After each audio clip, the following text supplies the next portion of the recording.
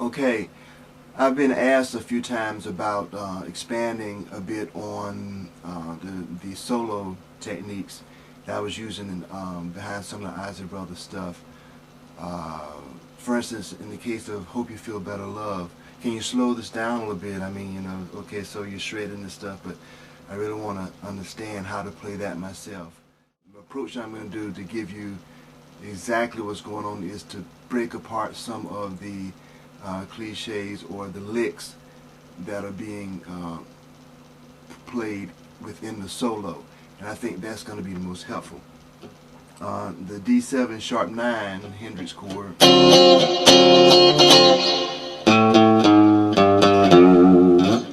then the E7 sharp 9,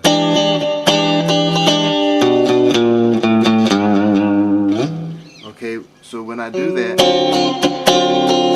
the D7 sharp 9, I'm going to be playing this pentatonic scale.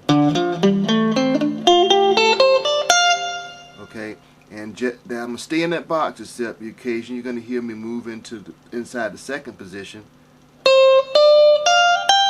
Just worry about these. They're all interconnected, you know, and there's 5 positions for each pentatonic in a key. But just and then maybe doing some bends, and then all I'm going to do is work the same exact scale for the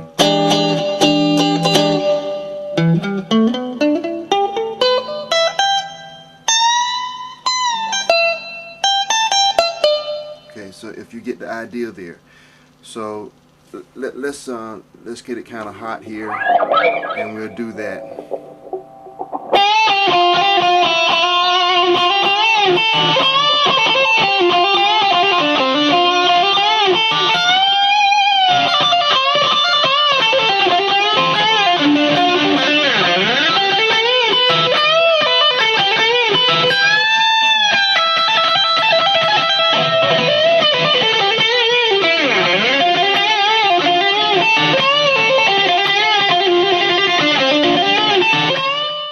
But I'm going to come off of the heavy lead sound with the wah and the distortion so you can hear the notes clearly. At the very beginning, all I do is, so if you take your 3 fingers on the G string and you bend on the 12th fret a whole step, you pick again as you bend down, release your third finger, your ring finger, and play the 10th fret on G string. So it's a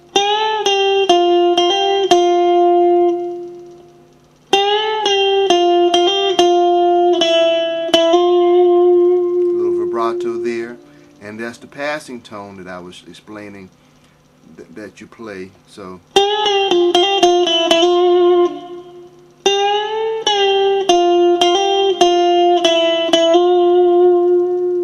and then just this other standard little lick that you do.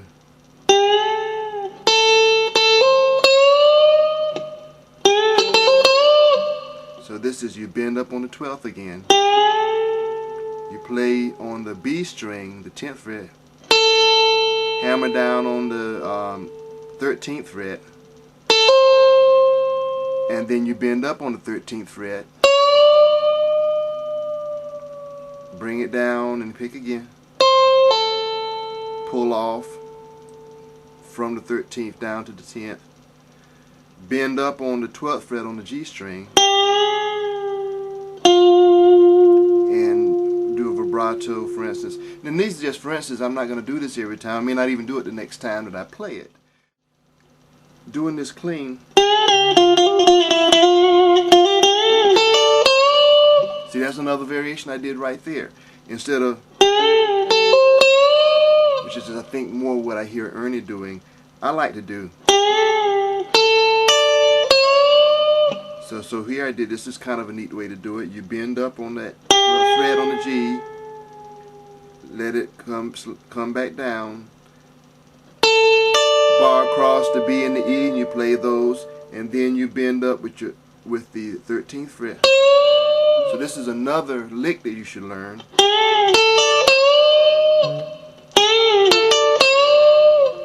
So right there, that's the.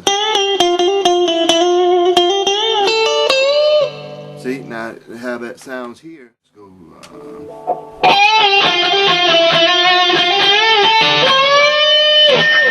So you see how that gives that sound. That right there should get you started in how I go into the solo. Now let's see, where else do I go here?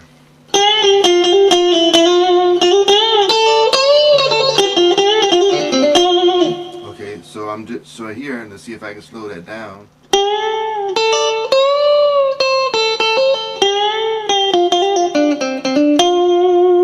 So just staying in the box. Sometimes you may bar and go to the E string, and then sometimes you come down and hammer, do this. Sometimes you may, sometimes so you. How many of you like Steve Vai? Like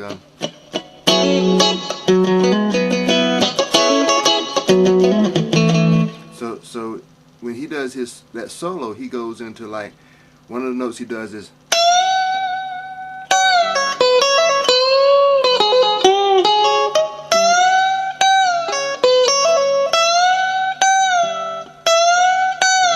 So I'm just bending up, coming back down, or remember again. So you can do this.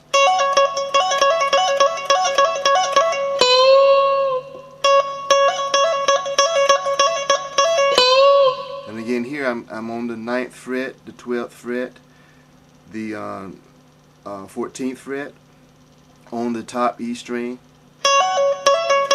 Hammer, play, hammer, pull off, play, hammer, pull off.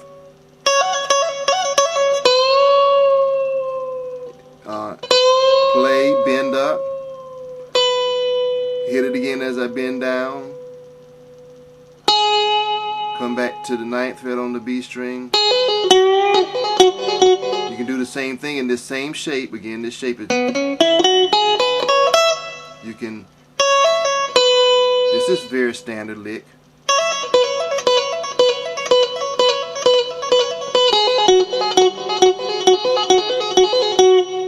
Or you can put bends in it as you play it. Another standard blues lick. This is the.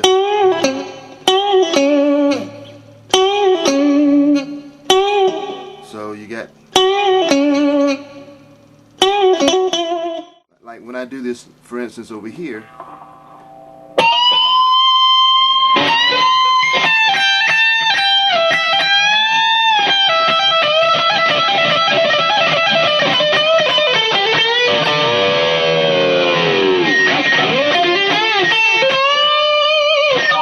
Okay, all that's going on there, again out of this shape, on and we're playing against the.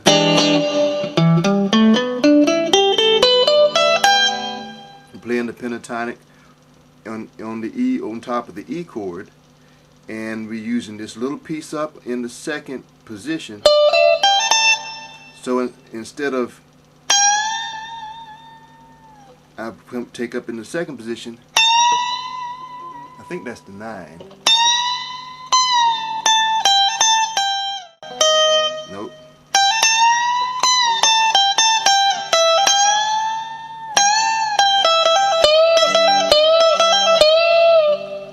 I mean, it's not really hard if you learn your scale well enough that you just stay on those notes in that box.